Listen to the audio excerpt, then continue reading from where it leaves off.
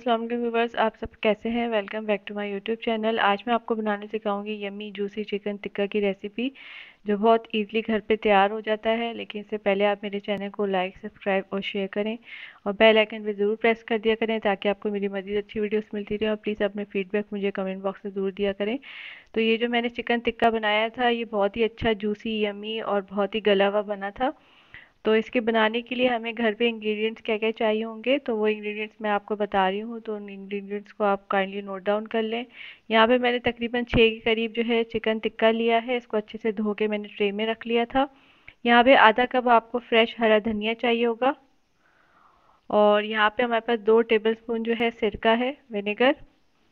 और यहाँ पे हमें जो है 1.5 कप के करीब जो है दही चाहिए होगा, फ्रेश दही।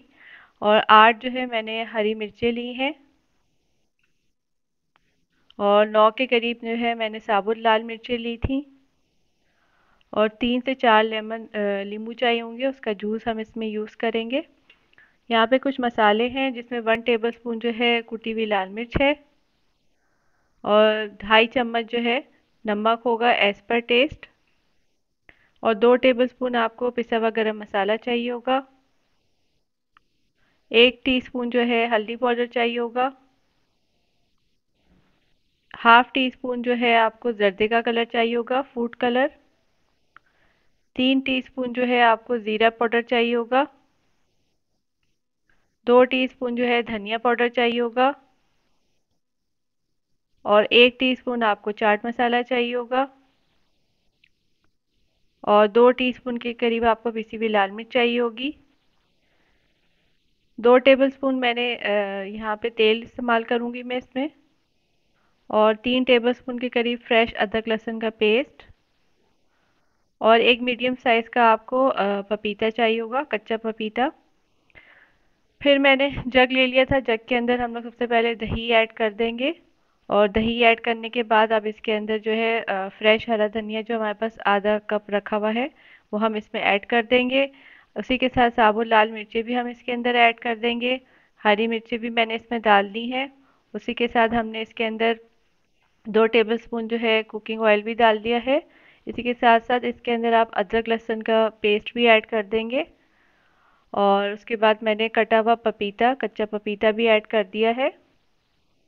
और इसके साथ ही हम इसके अंदर मसाले जो हमने सारे रखे हुए हैं, कुटी हुई लाल मिर्च, पिसी हुई लाल मिर्च और धनिया पाउडर, गरम मसाला, ये सब ऐड कर देंगे।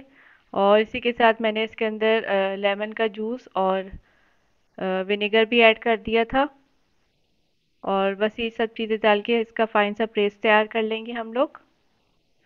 उसके बाद जो हमने चिकन टिक्का रखा था, उसको एक थाल में रख के और ये मसाला जो हमने तैयार किया है, वो थोड़ा थोड़ा इसको अच्छे से लगाएंगे।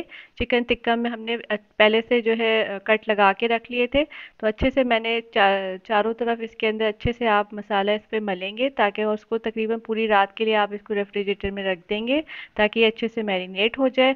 उसके बाद मैंने इसको सीखों में एक एक जो है चिकन टिक्का लगा दिया था। और इस तरह चिकन टिक्का लगा के आप रख लेंगे सारे। और उसके बाद मैंने जो है कोयले जो हैं आप लोग धिका लेंगे अच्छे से।